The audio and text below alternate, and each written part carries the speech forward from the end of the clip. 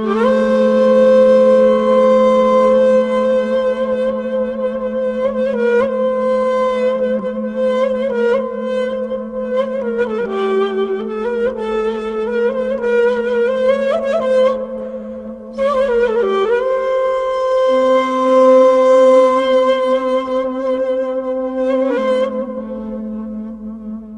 آج دوسری نشست کے حساب سے دوسرا ان کے والیوم ہے، جلد ہے، اور مولانا کا جو یہ دفتر ہے یہ کافی دیر تک رکا رہا تھا.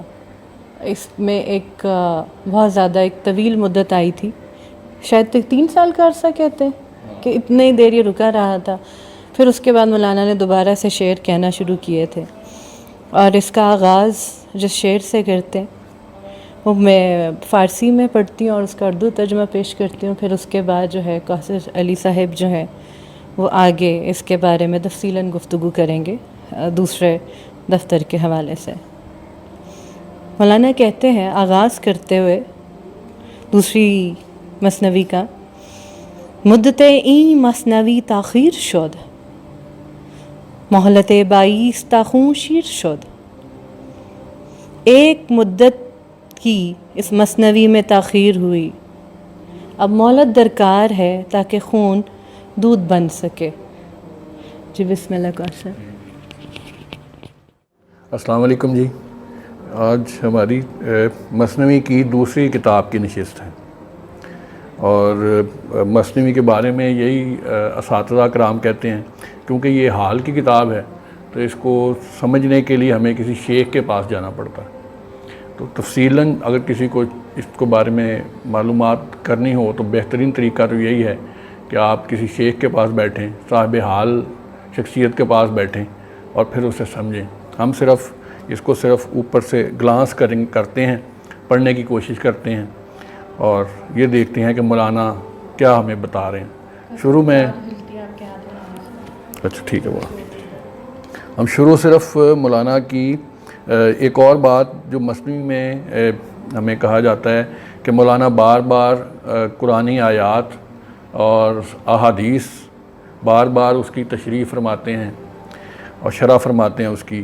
تو میں اس کی دوسرے دفتر میں سے مولانا کی ایک جو دعا ہے اس سے چاہ رہا ہوں کہ اسے شروع کروں. مولانا فرما رہے ہیں پیج نمبر جی 76 سیکنڈ بک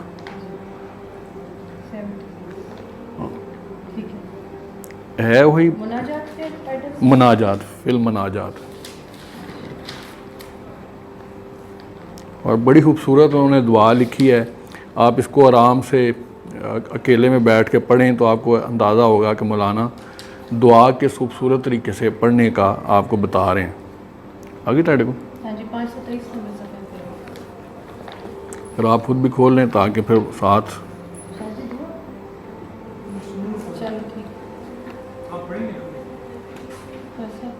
بسم اللہ جی. میں فارسی میں جو یہ 5-6 اشعار ہیں اس کو پہلے فارسی میں پڑھ دیتا ہوں تاکہ مولانا کے الفاظ سے ہم استفادہ کر سکیں اور پھر بعد میں اس کا اردو کا ترجمہ پڑھ دیں گے. بسم اللہ الرحمن الرحیم. اللہم صلی علی محمد و آل محمد. اے خدائے پاک بے انباز و یار، دستگیر و جرم مارا درگزار، یاد دے مارا سخن ہائے رقیق، کہ تورا رحم آورد آں اے رفیق. ہم دعا از تو اجابت ہم ز تو، ایمنی از تو محابت ہم ز تو. گر خطا گفتیم اصلاحش تو کن، مصلحی تو اے تو سلطان سخن. کیمیا داری کہ تبدیلش کنی، گرچہ جوئے خون بود نیلش کنی. میں اس کا ترجمہ پڑھ دیتا ہوں. اے خدائے پاک جو لا شریک اور مددگار سے مستغنی ہے، دستگیری فرما اور ہماری خطا سے درگزر فرما. ہمیں رقت آمیز باتیں سکھا دے اے مہربان جو تیرے رحم کا سبب بنے. دعا بھی تیری جانب سے ہے اور قبولیت بھی. اطمینان تیری طرف سے ہے، ڈر بھی تجھی سے ہے، اگر ہم غلط بات کہیں تو اس کی اصلاح کر دے، اے کہ تو کلام کے بادشاہ ہے، تو ہی اصلاح کرنے والا ہے، تیرے پاس کیمیا ہے کہ تو اس کو تبدیل کر سکتا ہے، گر خون کی نہر ہو تو اس کو دریائے نیل بنا دیتا ہے۔ بہت شکریہ۔ یہ مولانا کی دعا، اس میں مثنوی میں آپ کو کافی دعائیں ملیں گی، مناجات ملیں گی۔ میرا ہمیشہ پڑھنے والوں سے درخواست ہوتی ہے کہ مناجات کو بھی ایسے ہی پڑھا جائے۔ اچھا، دوسرا اب ہم جاتے ہیں مثنوی کے ٹیکسٹ کی طرف۔ تو میں نے 4-5 چیزیں یہاں لکھیں جو میرا خیال ہے کہ اس مثنوی میں آپ کو پڑھنے سے ملیں گی۔ ایک تو مثنوی میں آپ کو بہت جگہ پہ آیت قرآنی اور احادیث جو ہیں اس کی تشریح ملے گی آپ کو، اور مولانا بار بار قرآن پاک کی آیات کی تشریح آپ کو سمجھانے کی کوشش کرتے ہیں۔ دوسری بات یہ ہے کہ مولانا جو اس دفتر میں بھی آپ کو یہ سمجھانے کی کوشش کرتے ہیں کہ آپ کو استاد کی ضرورت کیوں ہے، آپ کو شیخ کی ضرورت کیوں ہے راہ سلوک میں۔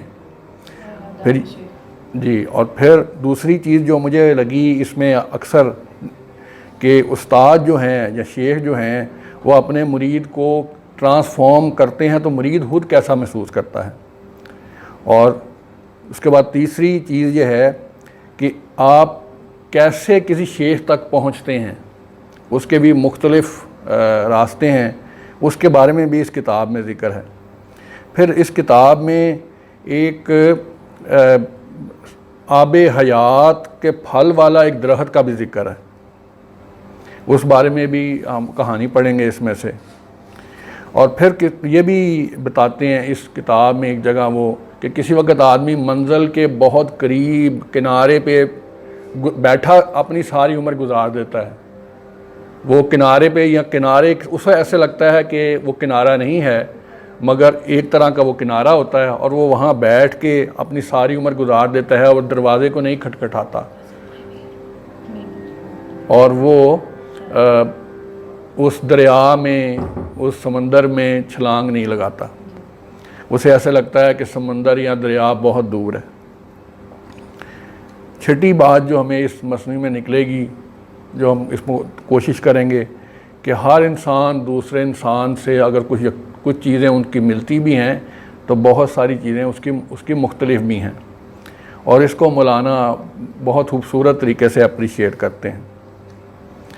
اور اس میں جو سب سے پہلی کہانی جہاں سے میں شروع کرنا چاہ رہا ہوں وہ ہے آپ کی طلب شیخ کو ڈھونڈنے کی، یا آپ کی کویسٹ یا طلب کی بات کرتے ہیں تو ہمیں دوبارہ منطق الطیر کی جو کتاب ہے اس کی پہلی وادی یاد آ جاتی ہے، طلب والی، کویسٹ والی۔ تو ہم اس حوالے سے ایک کہانی پڑھنا چاہیں گے، جس کہانی کا ٹائٹل میں آپ کو بتا دیتا ہوں۔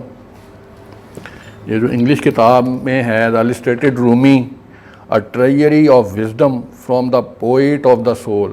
اچھا، میں یہ بھی یہاں درخواست کرنا چاہ رہا ہوں اپنے جو لوگ یہاں پڑھیں گے سننے ہیں مولانا روم کو، کہ وزڈم کے لفظ کو وہ ضرور تھوڑا سا اس کے معنی تلاش کرنے کی کوشش کریں کہ وزڈم کیا چیز ہوتی ہے، حکمت کیا چیز ہوتی ہے، اور ان دونوں کو ضرور دیکھیں کہ علم اور حکمت کیا چیز ہے۔ اور جب آپ علم کی تلاش میں جاتے ہیں تو آپ کو کیا چیز حاصل ہو رہی ہے، اور جب آپ حکمت کی تلاش میں جا رہے ہیں تو پھر آپ کو کیا چیز حاصل ہو رہی ہے۔ اس کے بعد ہم دیکھتے ہیں کہ جو سٹوری پہلے میں نے دیکھی اس کو کہ مجھے اس کو شروع کرنا چاہیے دعا کے بعد، وہ ایک شیخ کی کہانی ہے، میں فارسی میں جی شیخ کی، یہ شیخ کی کہانی ہے۔ وعلیکم السلام، کیا حال ہیں آپ کے؟ ٹھیک ہیں؟ ہمارے ایک اور پرانے ساتھی آج آ گئے ہیں، بیٹھیے۔ مولانا فرماتے ہیں، اور یہ چونکہ طلب کی کہانی ہے اس میں، اور یہ آپ کی کویسٹ کی کہانی ہے، اس میں یہ کہانی اگر آپ دیکھیں گے تو ایک شیخ کی کہانی ہے اور ایک وہ لڑکا جو مٹھائی بیچتا ہے اس کی کہانی ہے۔ اور وہ بتاتے ہی ہیں کہ ایک شیخ ہیں، اور وہ لوگوں وہ جو کچھ ان کے پاس آتا ہے وہ بانٹ دیتے ہیں. جب وہ بانٹ دیتے ہیں اکثر تو کسی وقت ان کو تنگی بھی آتی ہے, اور وہ جس طرف سے بھی جی ہاں ٹھیک ہے. تو اس میں وہ جب وہ تمام چیزیں بانٹ دیتے ہیں تو ان کو تنگی بھی آتی ہے, اور پھر وہ مگر وہ اس چیز کو دیکھتے نہیں ہیں کہ وہ کہتے ہیں نہیں اب جو آتا ہے وہ بانٹ دینا چاہیے, اور کوئی سوال ہی آیا تو اس کو دے دیا چیز, ان کو معلوم ہوا کسی کی ہیلپ کرنی ہے تو وہ کر دیا. تو اس طرح وہ کافی لوگوں کے قرض کے نیچے دب جاتے ہیں. جب قرض کے نیچے دب جاتے ہیں تو وہ ایک دن ان کے پاس جو جن سے انہوں نے قرض لیا تو وہ آ جاتے ہیں ان کے پاس کہ جی آپ بتائیں. تو ان کے پاس وہ کہتے ہیں اچھا ٹھیک ہے کوئی بات نہیں, بیٹھیے. تو ان کا ایک مرید کہتا ہے کہ جی باہر ایک بچہ ہے وہ مٹھائی بیچ رہا ہے. قرض کون لینے آتا ہے؟ وہ جو جن سے انہوں نے کچھ قرض لے کے لوگوں میں بانٹا ہوتا ہے. تو وہ اس کو بچے کو بلاتے ہیں, اور بچے کو بلا کے تو وہ کہتے ہیں کہ ایسے کرو کہ ان میں یہ حلوہ بانٹ دو. جب وہ حلوہ بانٹ دیتے ہیں تو اور اس کے بعد وہ بچہ کا چونکہ وہ تھالی جو ہے وہ خالی ہو جاتی ہے, اور وہ جو صبح سے لے کے نکلا ہوتا ہے وہ سارا کچھ وہ بانٹ دیتا ہے. تب تھوڑی دیر بعد بچہ بیٹھا رہتا ہے تعظیم سے, اور پھر وہ انہیں کہتا ہے جی کہ میں نے آگے تو آپ مجھے اس کے پیسے دے دیں. تو وہ اس شیخ صاحب جو وہاں بیٹھے ہیں, استاد شیخ جو بیٹھے ہیں وہاں, وہ بچے کو کہتے ہیں کہ بھئی پیسے تو ہمارے پاس نہیں ہیں. تو وہ بچہ جو ہے وہ کہتا ہے اس کو کہ جی یہ کیسے ہو سکتا ہے, تو پھر آپ نے مجھ سے چیز کیوں لی اگر آپ کے پاس پیسے نہیں تھے. تو انہوں نے کہا نہیں. تو وہ بچہ وہ جو تھال ہے وہ اس کو زمین پہ پھینکتا ہے اور رونا شروع کر دیتا ہے کہ میں جس دکاندار کا میں ملازم ہوں, میں اس کے پاس خالی تھال لے گیا تو وہ تو مجھے بہت ڈانٹے گا, وہ تو میری بات نہیں سنے گا کہ بھئی تم وہاں گئے, کسی کو آپ نے تقسیم کر دیا اور انہوں نے پیسے نہیں تمہیں دیے, یہ کیسے ممکن ہے. تو انہوں نے کہا اچھا تم تھوڑی دیر بیٹھو. وہ اچھا وہ اس کا جو ہے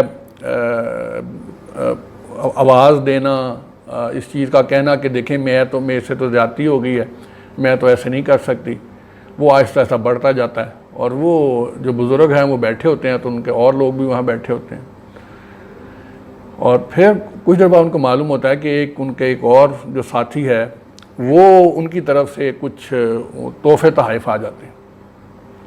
اور جب وہ تحفے تحائف آتے ہیں تو وہ دیکھتے ہیں کہ وہ تحفے تحائف تو ساتھ آتے ہیں مگر ایک تھالی میں بالکل اتنے ہی پیسے جتنا حلوے والے نے مانگے ہوتے ہیں وہ بھی علیحدہ ایک پڑے ہوتے ہیں کہ جی یہ علیحدہ ایک آپ کا حصہ ہے. تو وہ اس کو وہ باقی جو ہے وہ بھی تقسیم کر دیتے ہیں, اور وہ جو ہے وہ حلوے والے کو دے دیتے ہیں. اب یہاں ایک تو یہ کہانی ویسے تو بڑی سمپل لگتی ہے, اور مولانا یہی فرما رہے ہیں کہ بھئی اگر آپ کسی چیز کی بھی طلب ہے وہ اس سٹیج تک جانی چاہیے جہاں آپ جو ہے نا آپ اپنے تمام دوسری فیکلٹیز ایگزاسٹ کر لیں, ایموشنل فیکلٹی بھی ایگزاسٹ کر لیں, اور پھر آپ کو جا کے ایک کسی شیخ کی طلب ملتی ہے یا کسی شیخ سے ملاقات ہوتی ہے. اس سے پہلے اگر آپ علم حاصل کرنے کی طرف لگے رہیں تو وہ بھی ٹھیک ہے, وہ بھی اچھی بات ہے. حکمت سیکھنے کی کوشش کریں وہ بھی ٹھیک ہے, اس کی طرف بھی آپ چلتے جائیں. مگر اگر آپ کی طلب سچی ہے کہ میں نے کسی شیخ کے پاس جا کے ایون کہ مثنوی کے گہرے معنی ہی سیکھنے ہیں تو اس کے لیے آپ کو گہری طلب کی ضرورت ہے. یہ شاید تیسری یا چوتھی کہانی ہے, یہاں سے ہم نے شروع کیا ہے. اس کے بعد ہم تھوڑا سا اور آگے چلتے ہیں. اچھا, اس کے بعد مولانا ہمیشہ آپ کو یہ بتاتے ہیں کہ آپ نے جو حام ہے اور پختہ میں کیا فرق ہے. آپ شروع میں کسی چیز کی طرف چلتے ہیں تو اس وقت آپ حام ہوتے ہیں, اور پھر آپ کے استاد آپ کے شیخ آپ کو ٹرین کرتے ہیں تو آہستہ آہستہ وہ خود ان کے پاس یہ دیکھنے کی طاقت ہوتی ہے کہ ابھی آپ کتنے تیار ہوئے ہیں اور کتنے تیار نہیں ہوئے.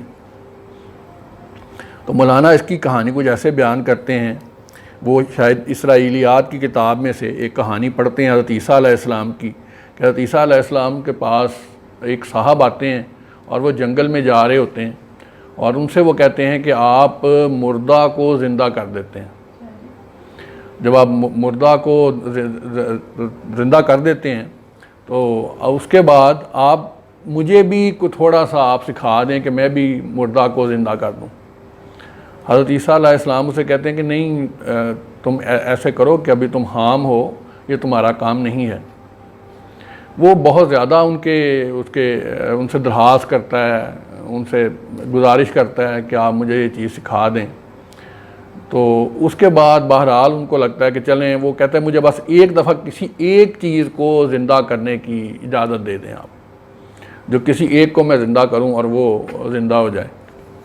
وہ پہلے تو بہت دفعہ سے سمجھاتے ہیں کہ نہیں، یہ آپ کے لیے ٹھیک نہیں ہے، آپ زیادہ بہتر یہی ہے کہ آپ اس کو چھوڑ دیں، سفر جاری رکھیں. تو وہ بضد ہونے کی وجہ سے ایک جگہ وہ رک جاتے ہیں اور اسے کہتے ہیں ٹھیک ہے، تم اگر کسی کو چیز کو دیکھو تو ایک دفعہ اگر اس کے اوپر دیکھو گے، کوئی دعا پڑھو گے، میں تمہیں بتاتا ہوں، تو وہ چیز وہ زندہ ہو جائے گی.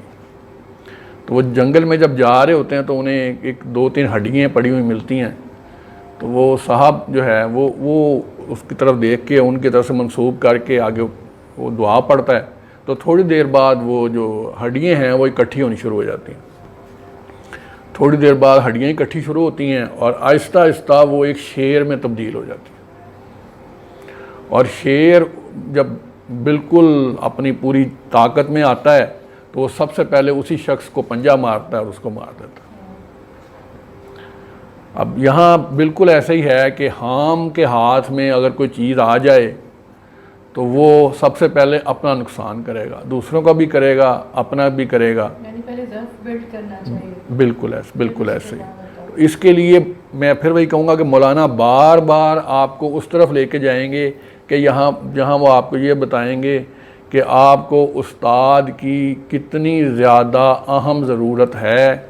اور ایون کہ جو ٹیکسٹ ہے، تصوف کا ٹیکسٹ بھی ہے، وہ بھی آپ کو کسی استاد کے زیر سایہ بیٹھ کر ہی پڑھنا چاہیے. اس لیے کہ ہو سکتا ہے کسی تصوف کی کتاب کا ایک جملہ، ایک شعر، ایک کہانی آپ کے ذہن میں، آپ کے دل میں کوئی ایسی گرہ لگا دے جو شاید کسی وقت کھلنے کے لیے بہت وقت درکار ہو جائے. تو زیادہ مناسب ہے کہ آپ کسی استاد کے پاس بیٹھیے اور اس حوالے سے اس کو بیٹھ کے سمجھیے، دیکھیے، پڑھیے. اچھا، اس میں یہ آپ کو میں نے کہانی سنائی. اس کے علاوہ اگلی جو میں چاہ رہا ہوں اس کو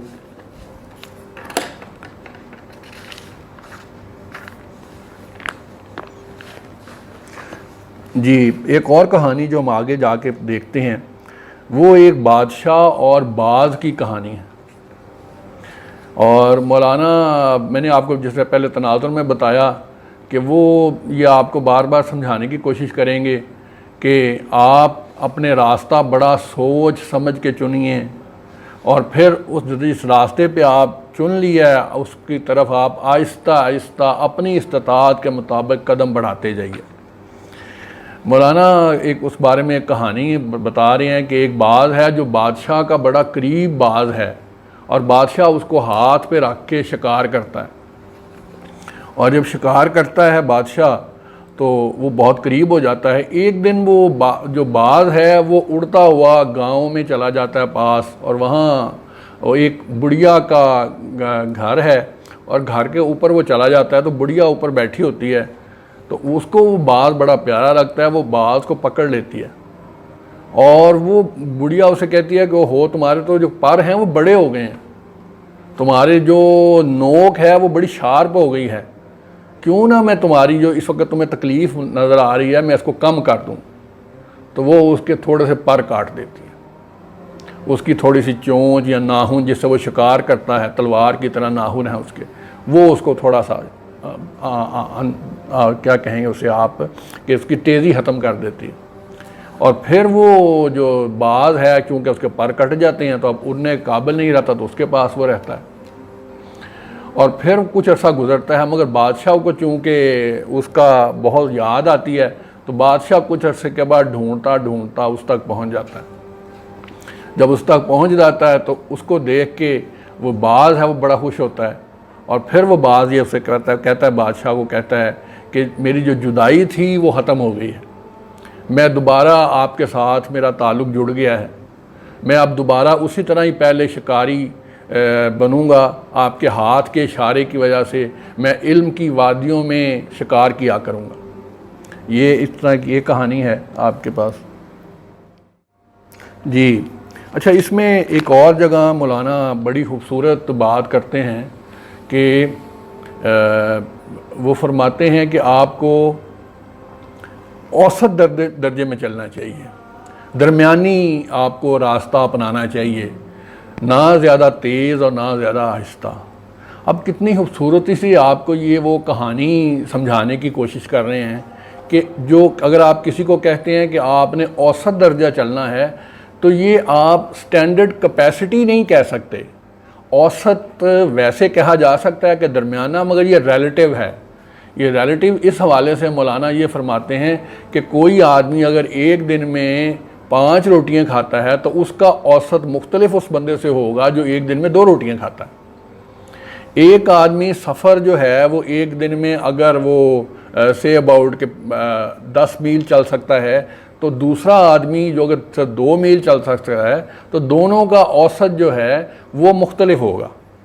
اس کے لیے وہ ایک بڑی خوبصورت کہانی لے کے آتے ہیں، اور میں یہی چاہوں گا، ایک اور جگہ جب میں ان کو بتا رہا تھا تو میرا خیال تھا کہ جیسے یہاں لوگ مولانا کی ایک کہانی کو دیکھ کے پورا جو ہے وہ ناول اس کو کشید کر لیتے ہیں، میرا یہ ریکویسٹ ہوگی اپنے سننے والوں سے، پڑھنے والوں سے کہ مولانا کی کہانی لیجئے اور اس کی تھوڑی ڈیٹیل پڑھیے، مگر اس کتاب میں سے جہاں فارسی لکھی ہو، اور اس کے بعد خود تھوڑی سی کہانی اس کو دیکھ کر ایک کہانی بنائیے، کہانی لکھیے۔ آپ کی زندگی میں آپ کے ارد گرد آپ کو بے تحاشا مثالیں ملیں گی، آپ کو بے تحاشا واقعات ملیں گی جو اس زمین پہ رکھ کے آپ اس کو بنا سکتے ہیں۔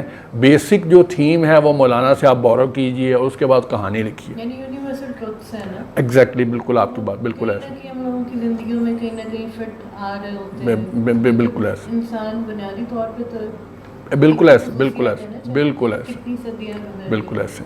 تو مولانا کہانی یہ بیان کرتے ہیں کہ ایک اونٹ اور چوہے کی دوستی ہو جاتی ہے۔ اب اونٹ کہاں ہے اور چوہا کہاں ہے؟ مگر اونٹ جو ہے وہ چوہے کا دوستی چونکہ ہو جاتا ہے تو اونٹ جو ہے وہ چوہے کو یہ وش سی گرانٹ کر دیتا ہے کہ تم میری جو رسی ہے وہ پکڑ کے آگے چلا کرو، اور چونکہ میری رسی آگے لے کر چلا کرو تو جہاں تم کہو گے میں وہاں چلا جایا کروں گا۔ اب شروع میں تو وہ جو ہے جو چوہا ہے وہ سوچتا ہے کہ واقعی اصل میں تو یہ جو ہے اونٹ بہت بڑا ہے، مگر آہستہ آہستہ اس کو یہ لگتا ہے کہ دیکھیں لے کے تو میں جا رہا ہوں نا، میں کبھی جا رہا ہوتا ہوں سیدھا تو مجھے نظر آتا ہے آگے کہ راستہ ذرا خراب ہے تو میں موڑ لیتا ہوں، تو اس کو تو یہ تو بہت اوپر سے دیکھ رہا ہے تو اس کو نظر نہیں آ رہا ہوگا، اور جب وہ اس کو نظر نہیں آ رہا ہوگا تو آہستہ آہستہ چوہا جو ہے وہ اس فیلنگ میں تھوڑا آ جاتا ہے کہ میں چلو اس سے بڑا تو نہیں، سے برابر تو ہوں نا، میں اس سے کم از کم میں اس کو بتانے کے قابل تو ہوں کہ ادھر سے جاؤ ادھر سے جاؤ، کسی وقت میں کچھ چیزیں نیچے جو کچھ آج چیزیں آ رہی ہیں چھوٹی چیزیں وہ اس سے میں بچا بھی لیتا ہوں۔ تو اور پھر آہستہ آہستہ جب آدمی یہ بات سوچتا ہے تو اس کے رویوں میں بھی ٹرانسمٹ ہونی شروع ہو جاتی ہے چیز، جب آپ یہ سمجھتے ہیں کہ میں تھوڑا سا کسی کے کوئی دوسرا جو ہے وہ مجھ سے اعلیٰ نہیں ہے بلکہ برابر بھی ہو گیا ہے، بیٹا پانی کا گلاس لا دینا، تو وہ آپ کے رویے ان انٹینشنلی بھی بدلنے شروع ہو جاتے ہیں۔ تو وہ اب جو اونٹ ہے وہ اس کو نظر آنا شروع ہو جاتا ہے کہ یہ جو چوہا ہے اس کو ایسے لگ رہا ہے کہ شاید اس کے پاس بھی کافی علم ہے۔ تو ایک دن وہ ہم جا رہے ہوتے ہیں تو چوہا اور اونٹ جا رہا ہوتا ہے تو آگے دریا کا کنارہ آ جاتا ہے، یہاں آپ کہہ لیں کہ جھیل آ جاتی ہے یا کو پونڈ سا آ جاتا ہے، تو چوہا اسے کہتا ہے کہ ہاں بھائی آگے تو جھیل آ گئی ہے تو ہم واپس موڑے، تو وہ جو اونٹ ہے وہ اسے کہتا ہے نہیں آج میرا دل کر رہا ہے کہ میں ذرا یہاں کی سیر کر لوں، میں یہاں سے دریا کا کنارہ ہی ہے نا، کون سا دریا میں ڈیپ ہم نے جانا ہے، تو سائڈ پہ لے کے چلے جاتے ہیں۔ تو وہ چوہا اسے کہتا ہے کہ ابھی دیکھو بات سنو، میرے تو جو ہے نا ابھی تو بہت دور ہے ہم دریا سے اور تھوڑا تھوڑا پانی ہے، تو ابھی سے میں پانی جو ہے نا میرے ٹچ کر رہا ہے کہ میں گر جاؤں گا۔ تو کہتا ہے نہیں دیکھو میری جو ٹانگ ہے نا، ہم دونوں ایسے کرتے ہیں، اپنی اپنی ٹانگ ڈالتے ہیں، اور جس کی ٹانگ جو ہے نا وہ نہیں ڈوبے گی اس کی بات مان لیں گے۔ تو وہ چوہا کہتا ہے ٹھیک ہے۔ تو اب چوہا جب ٹانگ ڈالتا ہے تو ٹانگ کیا وہ خود پورا کا پورا اس جب میں جانا، اور اونٹ جب ٹانگ ڈالتا ہے تو وہ کہتا ہے کہ نہیں ابھی تو میری ٹانگ پوری، ابھی تو بہت اونچا ہوں میں، تو میرا خیال ہے کہ ہم دونوں اکٹھے چلیں۔ اب چوہا سمجھ جاتا ہے، تھوڑی دیر کے لیے اس کو اویکننگ سی ہوتی ہے کہ بھئی بات یہ ہے کہ یہاں میں آگے نہیں چل سکتا۔ تو وہ اسے سمجھ کے اسے کہتا ہے کہ دیکھیے یہاں مجھ سے غلطی ہو گئی، میں ایک قدم پیچھے ہٹاتا ہوں اور مجھے بتائیے میں کیا کروں۔ یہاں وہ بڑی خوبصورت طریقے سے مولانا بتاتے ہیں کہ وہ اونٹ جو ہے وہ چوہے کہتا ہے ایسے کرو کہ اس جو رسی ہے اس کے ذریعے تم چڑھتے ہوئے میرے اوپر آ جاؤ اور میرے اوپر بیٹھ جاؤ، اور میں تمہیں یہاں سے گزارتا ہوں، تمہیں جا گزار۔ اور وہ اس کے بعد وہ چوہا جو اوپر آ کے کلہان پہ آ جاتا ہے، بیٹھ جاتا ہے، اور پھر وہاں سے گزرتے ہوئے اور وہ دریا میں سے گزر کے آگے چلا جاتا ہے۔ تو میں یہ چاہوں گا کہ بجائے کہ میں اس کہانی کی شرح کروں، آپ خود اس کو اپنے تناظر میں دیکھیے کہ آیا کیا آپ کی زندگی میں کبھی اس سے ملتا جلتا واقعہ ہوا ہو۔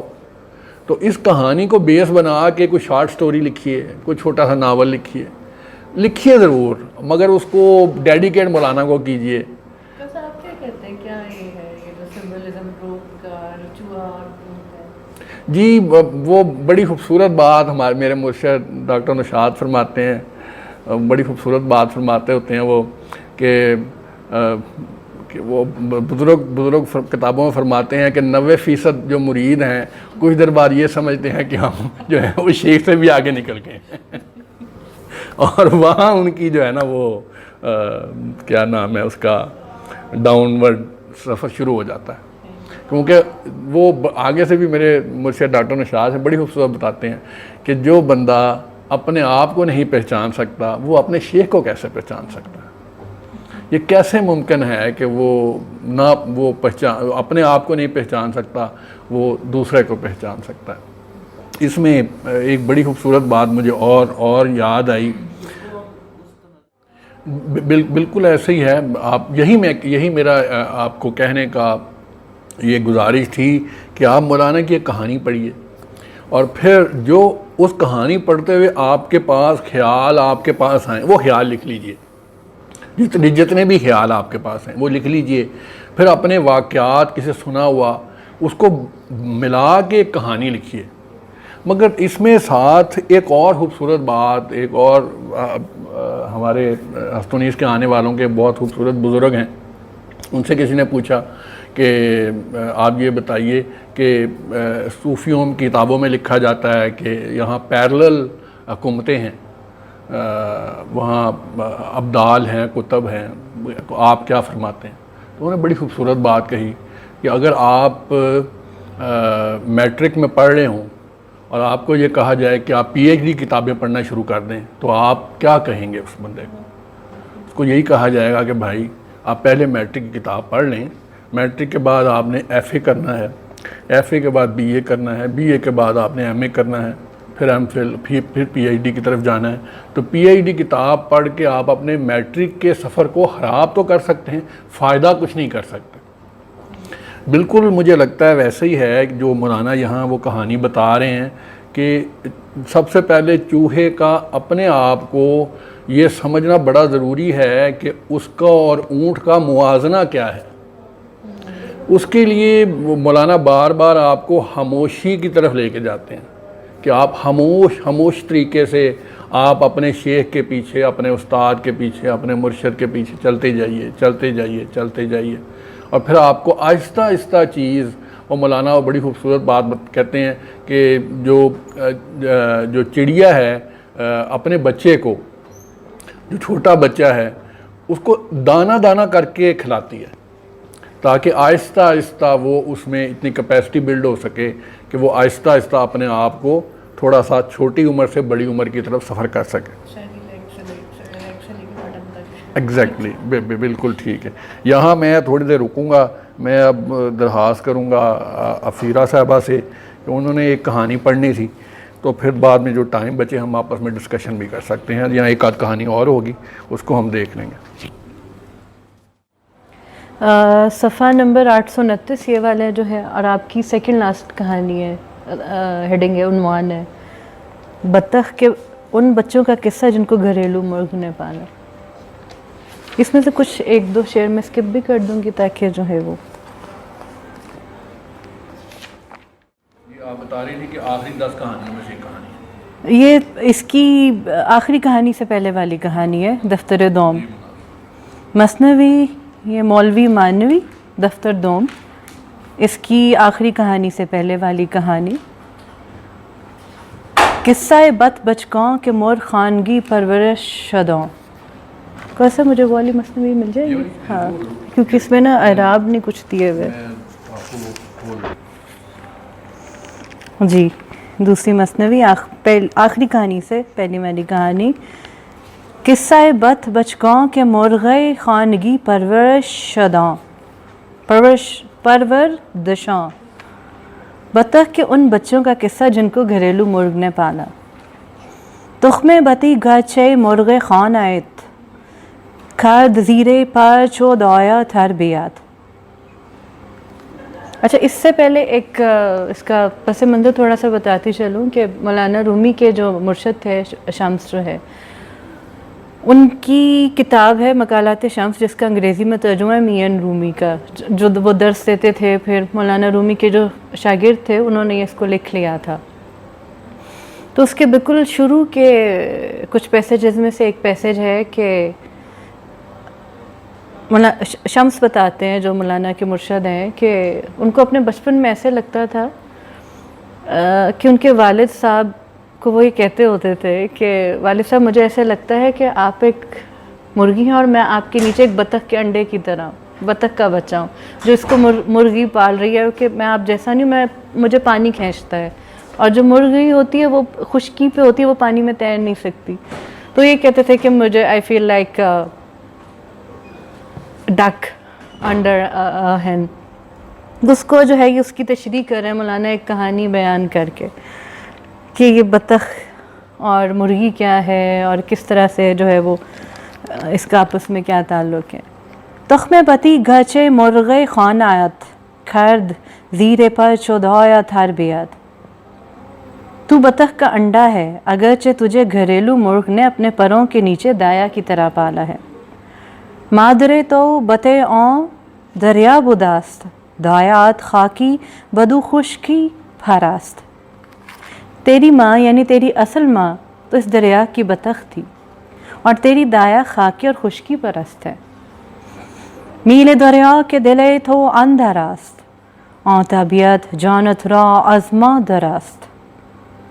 دریا کی طرف جو تیرا میل یعنی جھکاؤ ہے تیرے دل میں, تیری جان کا یعنی تیری روح کا وہ مزاج ماں کی جانب سے ہے. فارسی میں روح کو جان کہا جاتا ہے, جان کہا جاتا ہے. میل خشکی مر تھرازی دایاست دایا را بگزار کو بد رایا است. خشکی کی طرف میلان یہ اس دایا کی وجہ سے ہے, یعنی کہ جس کے نیچے جو ہے وہ بطخ کا جو ہے وہ انڈا پڑا ہوا ہے. دایا کو چھوڑ کے وہ غلط راہ والی ہے. دایا را بگزار در خشک و بر آن اندر آ در بحر مانا چوں بتا. دایا کو خشکی پر چھوڑ دے اور دور کر, بطخوں کی طرح حقیقت کے سمندر میں آ جا. گھر تر دایا بتر ساند ز آب تو مترس وسوئے دریا شتاب. اگر تجھے دایا پانی سے ڈراتی ہے تو نہ ڈر اور دریا کی جانب جلدی سے چل پڑ. تو بتے بر خشک و برتر زندہ نہیں چو مرغ خان کھندا. تو ایسی بطخ ہے کہ خشکی اور تری پر تو زندہ ہے, نہ کہ گھر کے مرغ کی طرح تو نے گھر کو کریٹ ڈالا ہے. اچھا, اس کے اوپر ساتھ کو آپ حاشیہ ملیں گے یا اس کے فٹ نوٹس ملیں گے اس والی مثنوی میں. اگر میں وہاں سے پڑھوں تو انہوں نے اس کو بھی کچھ ایکسپلین کیا. میں کیسا پڑھ دوں میں حاشیہ. تخم بطی یعنی کہ جو بطخ کا انڈا ہے اس کے بارے میں تفصیل بیان کرتے ہوئے یہ مولوی مشتاق حسین ان کا ترجمہ ہے، وہ بیان کرتے ہیں اس قصے کا خلاصہ یہ ہے کہ اگر استعداد ہوتی ہے تو تھوڑی سی محنت سے مقصد حاصل ہو جاتا ہے. بطخ کا وہ بچہ جو مرغی کے نیچے نکلا اور پلا ہوا، اس میں سمندر میں تیرنے کی استعداد موجود ہے. ذرا سی محنت سے تیرنا سیکھ سکتا ہے کیونکہ اس کے اندر تو ان بلٹ ہے نا. اسی طرح سے روح جو ملائے اعلیٰ کی چیز ہے، اگرچہ اس کی پرورش خاکی جسم کے زیر اثر ہو رہی ہے، معمولی محنت سے ملائے اعلیٰ کی طرف پرواز کرنے لگتی ہے.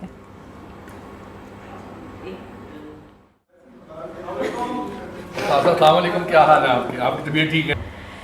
جی، تو ہم بات کر رہے تھے بطخ اور مرغی کی. تو اس میں یہ لکھا ہوا ہے کہ مولوی صاحب یہ لکھتے ہیں کہ انسان جسم اور روح کا مجموعہ ہے. جسم خاکی چیز ہے اور روح بحر وادت سے متعلق ہے.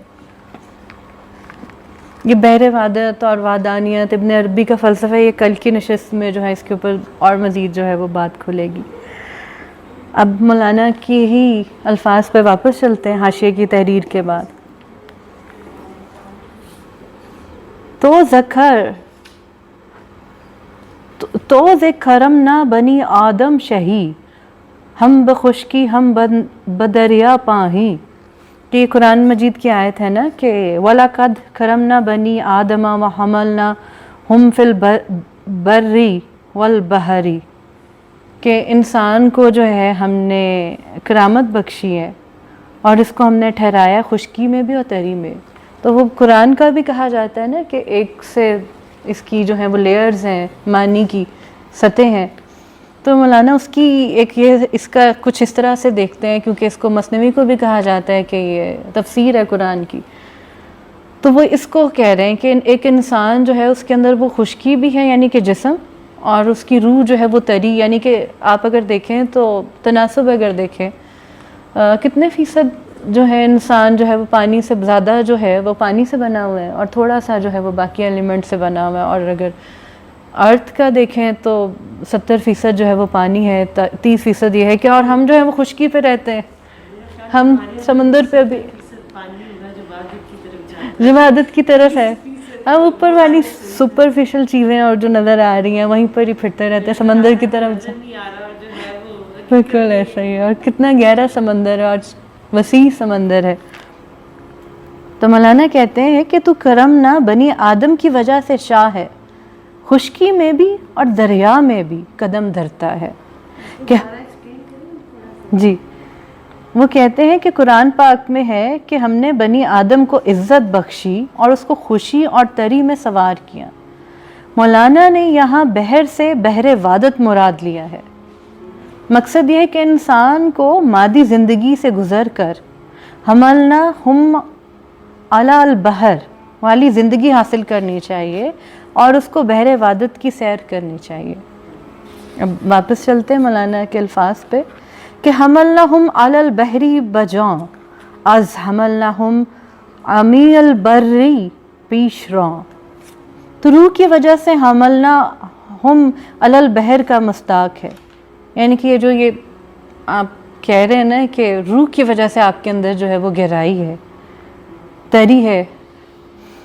حملناہم علی البر، بر سے آگے چل. اب یہ جو جسم ہے یعنی کہ خشکی ہے، اس سے آگے بڑھو، پانی میں چھلانگ لگا، پانی میں آ، اس بطخ کی طرح.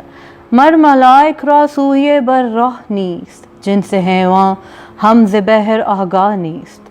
فرشتوں کا خشکی کی طرف راستہ نہیں ہے، حیوان کی جنس بھی سمندر سے آگاہ نہیں ہے. انسان کو کہتے ہیں نا کہ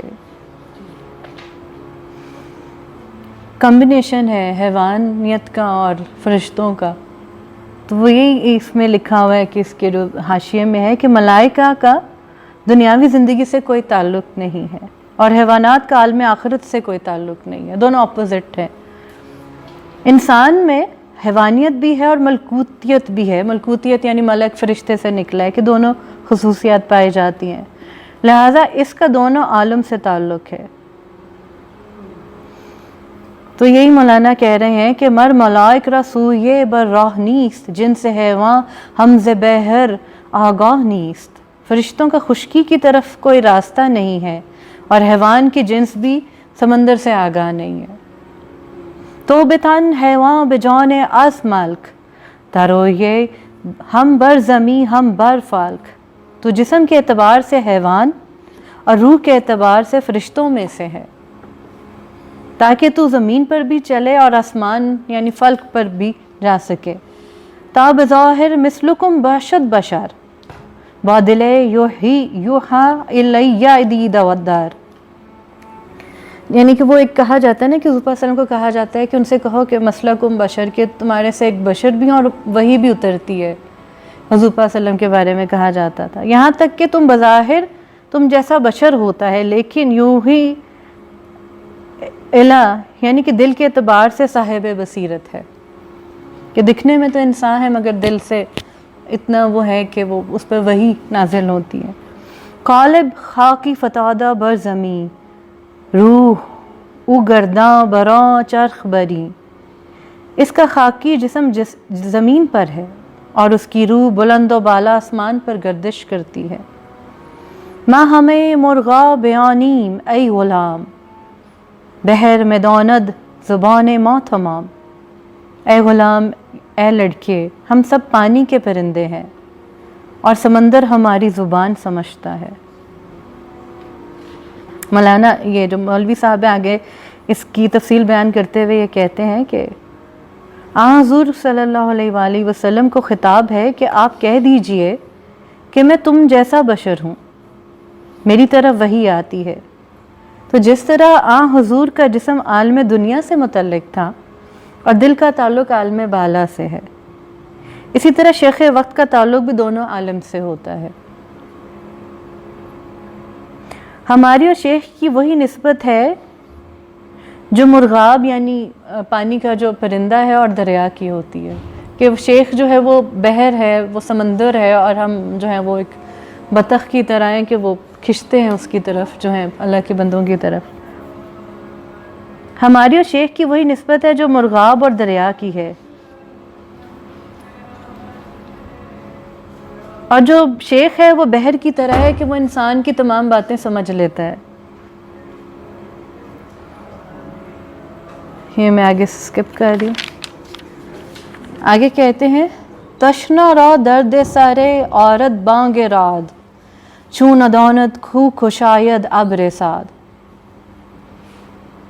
وہی کہتے ہیں کہ جب بادل جب گرجتا ہے تو ایک کڑک پیدا ہوتی ہے. کڑک کی آواز پیاسے کے سر میں درد پیدا کرتی ہے، جبکہ وہ پیاسا یہ نہیں جانتا ہوتا کہ وہ مبارک ابر کو وہ آواز وہ کڑک کھول دے گی. چشم او ماندس در جوئے رواں بے خبر از ذوق آب آسماں. اس کی آنکھ جاری نہر پر جمی ہوئی ہے، وہ آسمان کے پانی کے ذوق سے بے خبر ہے. یعنی کہ وہ ایک جو اس کے آنکھوں کے سامنے جو آ رہا ہے نا حصے، جو حصی علم ہے اس کے پاس کہ بہہ رہا ہے پانی، مگر اس کو یہ نہیں پتا، منہ اٹھا کے اوپر نہیں دیکھتا کہ اوپر بھی جو بجلی کڑک رہی ہے. آسمان کا جو پانی آتا ہے بارش کا پانی، وہ اکثر جمع کر لیتے ہیں کہ وہ ہیلنگ پراپرٹی ہوتی ہے اس میں. وہ گدلے پانی کو دیکھ رہا ہے نہر کے بہتے ہوئے، مگر وہ اس سے بے خبر ہے کہ اوپر آسمان سے پانی آنے والا ہے جو کہ بڑے ہیلنگ پراپرٹیز رکھتا ہے. یہ اسی پہ ہے 4 شعر چھوڑ کے جو تھا 3 شعر چھوڑ کے. اچھا آگے ہے چشم او ماندس در جوئے رواں بے خبر از ذوق آب آسماں. اس میں اس والی میں نہیں ہے، مثنوی میں یہاں پہ ہوگا یہ والا شعر، اس میں مسنگ ہے اس والی میں، کیونکہ میرے پاس بھی وہی ہے نا. تو یہ اچھا آگے کہتے ہیں مرکب ہمت سوئے اسباب راند از مسبب لا جرم محروم ماند. اس نے توجہ کی سواری آسمان کی جانب دوڑا دی، لا محالہ سبب پیدا کرنے والے سے محروم ہو گیا. اس کے حاشیے میں سے تحریر پڑھ رہی ہوں. اگر انسان کو انجام کی بھلائی پر یقین ہو تو اس کے لیے مقصد کے حصول کی تکالیف آسان ہو جاتی ہے.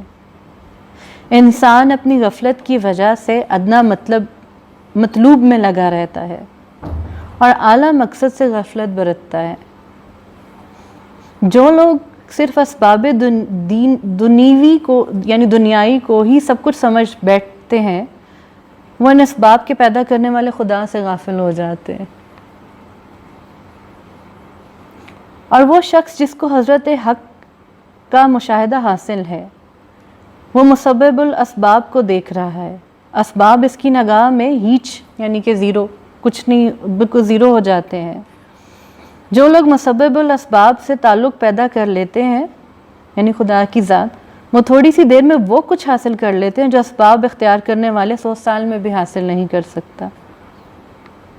اس قصے سے یہ بتانا یہ مقصود ہے کہ بلا اسباب بھی اللہ تعالیٰ بہت کچھ عطا فرما دیتا ہے۔ مولانا آگے کہتے ہیں، مرکب ہمت سوئے اسباب راند، از مسبب لا جرم محروم ماند۔ اس نے توجہ کی سواری آسمان کی جانب دوڑا دی، یعنی کہ اسباب کی طرف اس نے جو دیکھنا شروع کر دیا، لا محالہ سبب پیدا کرنے والے سے محروم ہو گیا۔ آنکھیں بیند او مسبب را آیاں، کہ نہ دل بر سبب ہائے جہاں۔ جو شخص سبب پیدا کرنے والے کو کھلا دیکھتا ہے، وہ دنیا کے اسباب سے بھلا پھر کب دل لگاتا ہے۔ از مسبب یا بد اندر یک صبا، از نجات و از فلاح و از نجاح۔ وہ سبب پیدا کرنے والے کی جانب سے ایک صبح کو پا جاتا ہے، وہ نجات اور فلاح اور کامیابی ہے۔ آنچے در 100 سال مشتحیل مند، دے یکے زاں گنج حاصل نادرند۔ وہ جو کچھ تدبیر کرنے والی کی مٹھی میں 100 سال میں آتا ہے، مگر اس کے ہاتھ میں اس خزانے کا 10واں حصہ بھی نہیں آ پاتا۔ اس کے آخر میں جو ہے وہ ایک آخری کہانی ہے کہ ایک زاہد ہوتا ہے، اس کو ویسے بیان کر دیتی ہوں، پڑھ لوں گا سب یا نہیں؟ اس کا صرف ترجمہ میں پڑھ دیتی ہوں، ٹھیک ہے؟ اور اس کا ایک چیز جو میں ترجمے میں ایک جو چیز ہے وہ بھی میں یہاں پہ اس کو پوائنٹ آؤٹ کروں گی کہ ترجمے میں کیا کیا چیزیں جو ہے نا کہ اصلی جو ہے وہ ٹیکسٹ جاننا کیوں ضروری ہے، کہ ایک ترجمے میں ایک لفظ کو کس طرح سے پیش کیا گیا ہے، جس کو اگر اصل حالت میں پڑھتے تو زیادہ بہتر ہوتا۔ عنوان ہے، اردو میں ہی آگے پڑھی، حاجیوں کو اس درویش کی کرامات میں حیران ہونا کہ جو صحرا میں گرم ریت پر بیٹھا ہوا تھا۔ صحرا میں ایک زاہد تھا اور عبادت کرنے والوں کی طرح ان عبادت میں غرق رہتا تھا۔ حاجی مختلف شہروں سے اس کے پاس پہنچے اور ان کی نظر لاغر زاہد پہ پڑی۔ اگر آپ اصلی ٹیکسٹ دیکھیں، یہ بالکل آخری والا ہے، تو اس کو انہوں نے کہا ہوا ہے کہ دیدہ شاہ بر زاہد خشک او فتاد۔ اب یہ زاہد خشکی اور رند کی جو ہے نا یہ آپس میں بحث ہوتی ہے کہ فلانا زاہد خشک ہے یا رند ہے، تو یہاں پہ مولانا جو ہے اکثر مختلف ٹرمنالوجیز کو بڑے اچھے طریقے سے پلے کرتے ہیں۔ تو یہاں پہ انہوں نے زاہد خشک کو جو ہے نا وہ یہ دکھا رہے ہیں کہ وہ زاہد خشک بظاہر جو ہے وہ خشک صحرا میں بیٹھا ہے، مگر اس کا اندر جو ہے وہ تر ہے، یعنی کہ وہ اس کے اندر بیلنس ہے کہ نہ صرف خشکی میں ہے نہ ہی کہ بالکل ہی تری میں رندی میں چلا گیا ہے، کہ جیسے کہ حضور پاک صلی اللہ علیہ وسلم کی ذات تھی کہ دل پہ وحی بھی نازل ہوتی تھی اور بشر لا مسلکم کیا اور بشر بھی تھے۔ تو وہ یہی کہہ رہے ہیں کہ حاجی مختلف شہروں سے اس کے پاس پہنچے، ان کی نظر لاغر جو کہ زاہد خشک کی اصل جو ہے وہ ٹام ہے پر پڑی۔ زاہد کی جگہ خشک تھی اور وہ خوش مزاج تھا، اور یہاں پہ دیکھیں خوش مزاج ہے، جبکہ جائے زاہد خشک بود او تر مزاج، کہ اس زاہد کی جگہ خشک تھی اور اس کا مزاج تر تھا۔ ہاں، جائے زاہد خشک بود اور بود او تر مزاج۔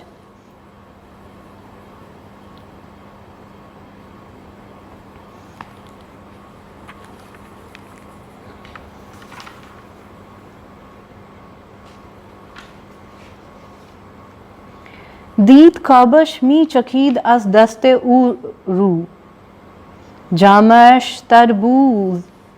ایک سیکنڈ، جامع اش کافی سارے اسکپ کیے میں نے، یہاں پہ نہیں ہے، آپ کے ہے یہ والے شعر؟ ہاں ہاں، بلکہ آپ اگر پڑھنا چاہیں تو اردو ترجمہ اگر آپ میں سے کوئی پڑھنا چاہے تو یہاں سے اگر پڑھ دیں. یہ لیں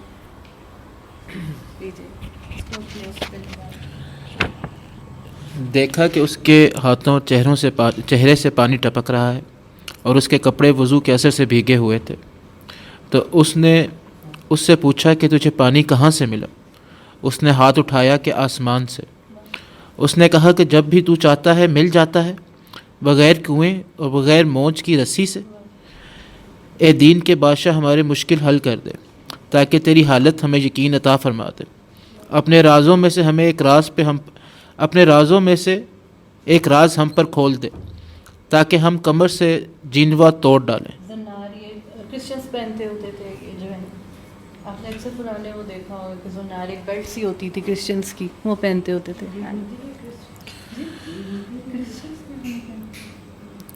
آپ نے یہ دیکھا ہوگا پادری جو ہیں وہ چولا پہن کے یہاں رسی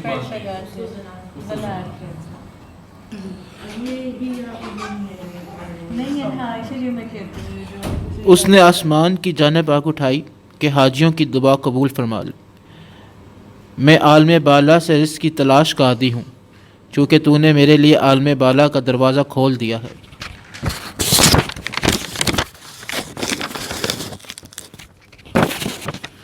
اے وہ کہ تو نے مکان والے کو لا مکان دکھایا ہے، فی اسم زرکم کا تو نے مشاہدہ کروا دیا ہے.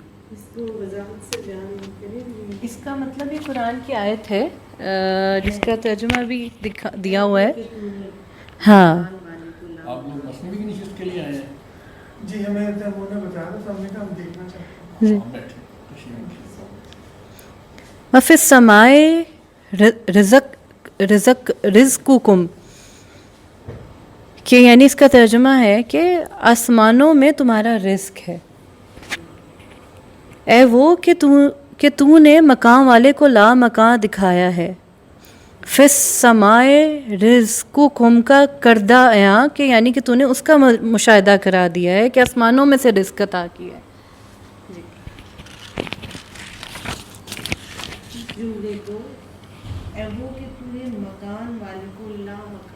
جی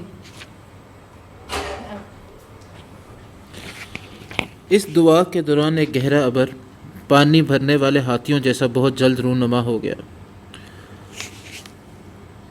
اس نے مشک کے پانی کی طرح برسنا شروع کر دیا، مشک کے پانی کی طرح برسنا شروع کر دیا جو گھڑوں اور غاروں میں ٹھہر گیا. ابر مشک کی طرح آنسو برسا رہا تھا. سب حاجیوں نے مشکیں کھول رکھی تھیں. جنگل میں ایک عجیب کرشمہ ظاہر ہوا. بادل نے مشک کی طرح دہانہ کھول دیا.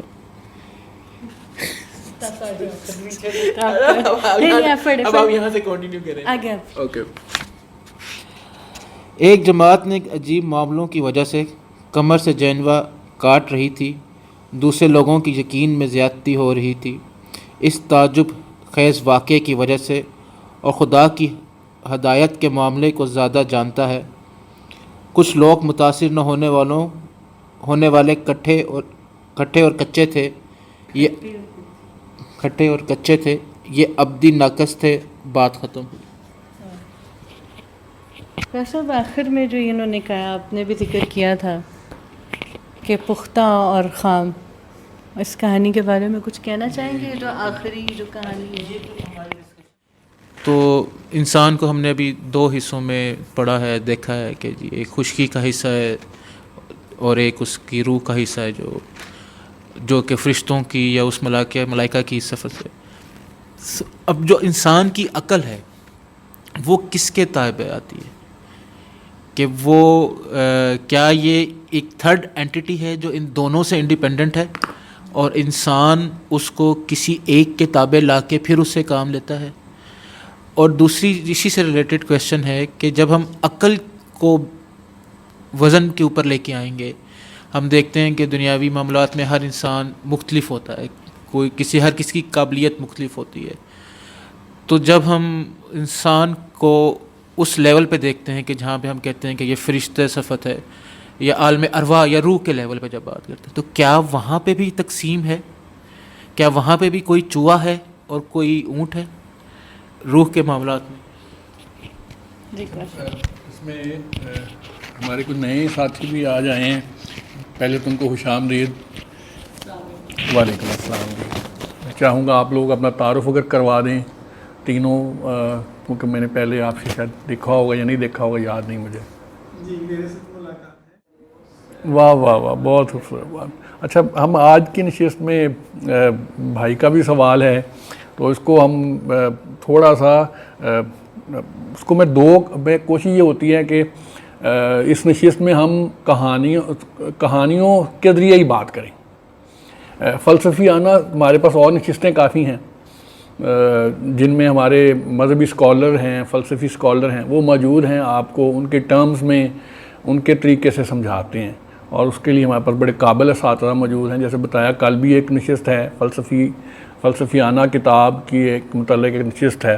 اس کے علاوہ بھی اور جتنی بھی کتابیں ہیں جو صوفی ٹیکسٹ کی ہیں، عرفان کی کتابیں ہیں اور سلوک کی کتابیں ہیں، اس پہ مختلف نشستیں ہوتی ہیں، مختلف اساتذہ ہوتے ہیں، وہ پڑھاتے ہیں. اس نشست میں کیونکہ مولانا نے اپنی بات کو سمجھانے کے لیے کہانیوں کا سہارا لیا ہے، تو ہمارا یہی مطمئن نظر ہوتا ہے کہ بات کو کہانی تک ہی رکھا جائے اور پھر اس کو تلاش کیا جائے. تو میں آپ کی ایک تو آپ کے سوال کو بھی ساتھ لے چلتا ہوں، اور اپنے جو نئے آنے والے مہمان ان کے حوالے سے دو چھوٹی چھوٹی کہانیاں میں مولانا روم کی مثنوی کی اسی کتاب میں سے آپ کو سنا دیتا ہوں اپنے الفاظ میں. کوشش میری یہی ہوگی کہ آپ خود مولانا کے الفاظ کو پڑھیں. تو مولانا یہ فرماتے ہیں کہ جو آپ پختہ اور حام کے حوالے سے، وہ کہتے ہیں ایک شخص جا رہا تھا جنگل میں، اور جنگل میں اس کو تھوڑا سا سفر زیادہ ہو گیا تو اس کو نیند آ گئی. جب نیند آ گئی تو وہ کسی درخت کے نیچے لیٹ گیا. درخت کے نیچے لیٹ گیا تو اس میں یہ جو میں نے آپ کو پہلے سوال کہا تھا کہ آپ کا ٹکراؤ کسی واعظ آدمی سے، شیخ سے، مرشد سے زندگی آپ کو مختلف طریقوں سے کرواتی ہے.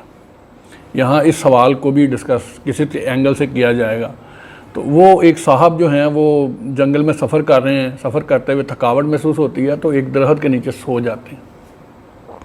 ایک صاحب جو اس کے پیچھے گھوڑے پہ آ رہے ہیں، اور وہ آپ اسے وائز مین کہہ لیں، آپ سیج کہہ لیں، وہ پیچھے آ رہے ہیں. وہ تھوڑی دیر کے لیے لگتا ہے کہ آدمی لیٹا ہوا، چلیں اس سے کوئی دو باتیں کر لیں گے، بیٹھ جائیں گے.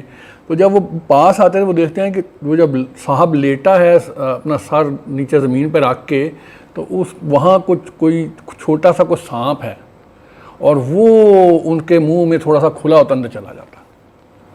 اور وہ صاحب اپنے گھوڑے کو سائڈ پہ کر کے باندھتے ہیں اور آ کے اس کو چھڑی زور سے مارتے ہیں. مگر پہلا ہوتا ہے کہ یہ وہ سانپ باہر آ جائے، مگر وہ نہیں آتا. اب وہ صاحب کو اٹھا کے اس کو چھڑی مارتے ہیں تو وہ بھاگنا شروع کر دیتا ہے. وہ بھگا کے تھوڑی دیر بعد وہاں جو سیب ہیں، روٹن ایپلز جو ہیں، وہ اس کو کہتے ہیں اس کو کھاؤ، اور وہ مار مار کے اس کو کھلاتے ہیں. اب اس صاحب کو کچھ نہیں پتا کہ یہ سب کیا ہو رہا ہے، مگر وہ اس کی جو ہے جبر کہہ لیں، وہ سمجھتا ہے کہ شاید کوئی صاحب آ گئے ہیں مجھ پہ ظلم کر رہے ہیں، مجھے جان بچانے کا رستہ اس لیے نہیں ہے کہ ان کی طاقت زیادہ ہے، میں لڑنا نہیں سکتا. اور ویسے بھی چونکہ شاید وہ سانپ کھانے کی وجہ سے بھی کوئی کمزوری کوئی محسوس ہو رہی ہوگی، اور سب سے پہلے اس کو وہ کھلاتے ہیں، روٹن ایپل کھلاتے ہیں، سیب کھلاتے ہیں، اور پھر اس کو بھگاتے ہیں. اور پھر اس کے پیچھے چھڑی لے کے بھگا کہ جب وہ بالکل اس جگہ آ جاتے ہیں تو اس کو کہہ آتی ہے، تو وہ سیب بھی باہر آ جاتا ہے اور وہ سانپ بھی باہر آ جاتا ہے، باہر گر جاتا ہے. تو وہ جو صاحب جن کے ساتھ ایسے ہوتا ہے، وہ ان سے کہتا ہے کہ میں تو آپ کو ظالم سمجھا تھا، تو آپ تو ظالم نہیں ہیں، تو مگر مجھے آپ نے پہلے کیوں نہیں بتایا یہ؟ تو انہوں نے کہا کہ یہ پہلے اگر میں بتاتا تو تم ایسے نہ کرتے. ڈیفینیٹلی اچھا اس کو اس کو ہم تھوڑا سا میں پھر وہی کہوں گا کہ کہانی کو سمجھانے کی وجہ سے کسی وقت کہانی کا مزہ خراب ہو جاتا ہے. تو آپ اس کہانی کو خود لیجئے, خود اپنی زندگی میں مختلف ناولس شارٹ سٹوریز میں فٹ کیجئے, اور اگر زیادہ شوق ہو تو مثنوی کو پڑھیے. اچھا دوسری کہانی سمپل, اس کو میں آپ جو والی بات کہہ رہے تھے کہ ایک صاحب, یہ بھی مولانا کی اس کتاب کی آخری 10 کہانیوں میں سے ایک کہانی ہے, اور مولانا خوبصورت طریقے سے اپنی کتاب جو ہے مثنوی کی 6 جو کتابیں ہیں خوبصورت طریقے سے اختتام کرتے ہیں, کیونکہ شروع ہم نے نشست کا دعا سے کیا تھا. تو یہ بھی بڑی خوبصورت ایک کہانی چھوٹی سی بتاتے ہیں کہ ایک صاحب بازار میں جاتے ہیں اور وہ 1 درہم جو ہے وہ 4 وہاں لوگ بیٹھے ہوتے ہیں, درویش بیٹھے ہیں, اور ان کو وہ دیتے ہیں کہ آپ یہ لے لیں 1 درہم, اور اس کا کو آپ چیز جو ہے نا وہ کھائیں آپ. تو وہ جب وہ آپس میں دیکھتے ہیں تو وہ کہتے ہیں کہ ایک صاحب اس میں عربی ہوتے ہیں, ایک پرشین ہوتے ہیں, ایک رومی ہوتے ہیں, اور ایک ٹرکش ہوتے ہیں, اور چاروں جو ہے وہ ایک کہتا ہے میں عنب کھاؤں گا, ایک کہتا ہے میں انگور کھاؤں گا, ایک اس طرح اپنی زبان میں کچھ کہتا ہے وہ کھائیں گے. مگر وہ آپس میں تھوڑی دیر کے لیے ان میں جھگڑا پیدا ہو جاتا ہے, کیونکہ چاروں کے الفاظ مختلف ہیں.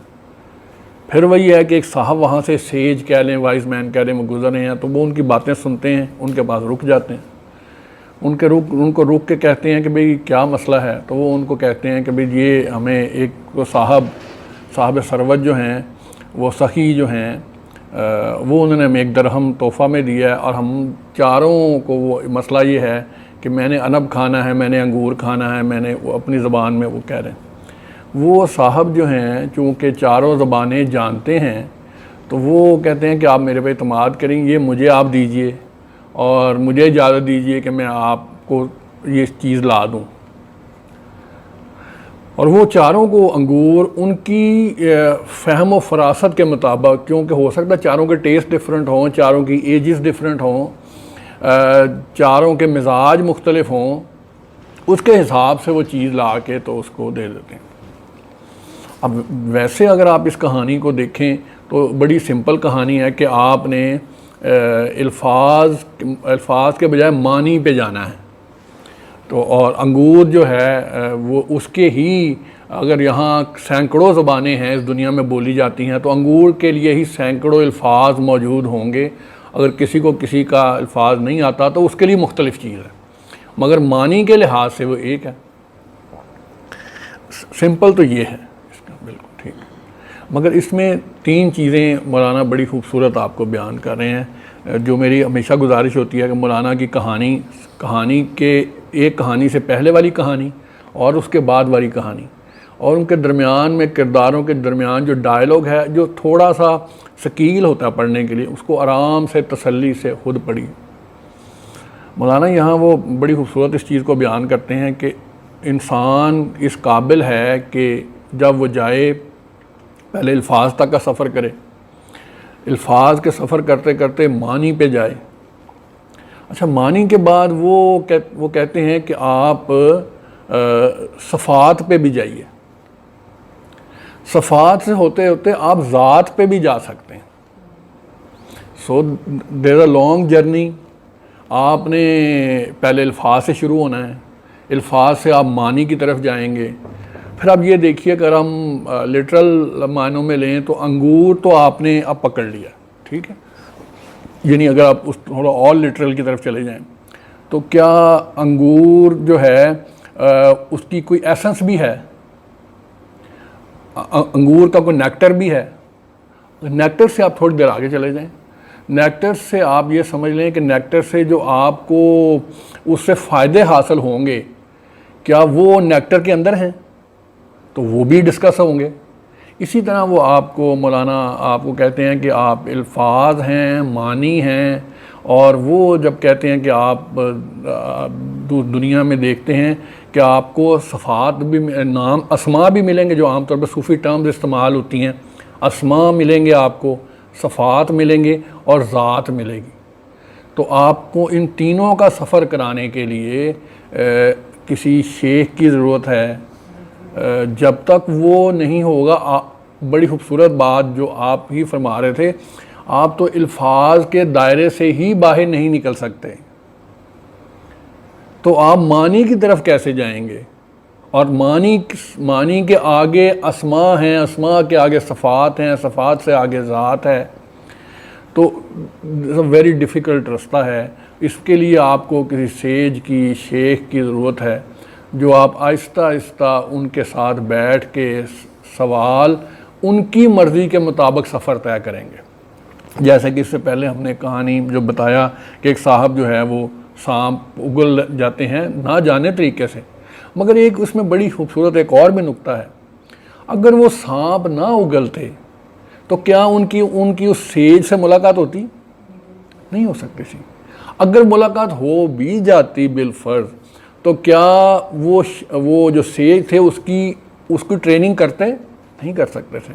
سو سرکمسٹانسز بھی ہیں، کسی سے آپ کی ملاقات کی ٹائمنگ بھی ہے، حالات بھی ہیں، واقعات بھی ہیں، اور پھر اس کے سبق بھی آپ نے حاصل کرنا ہے۔ سو بہت مہربانی، آج کی نشست ہم نے جو ریکارڈنگ تھا وہ ختم ہو گیا ہے، اگر آپ اس میں کچھ شیئر کرنا چاہیں تو میں خوشی ہوگی مجھے۔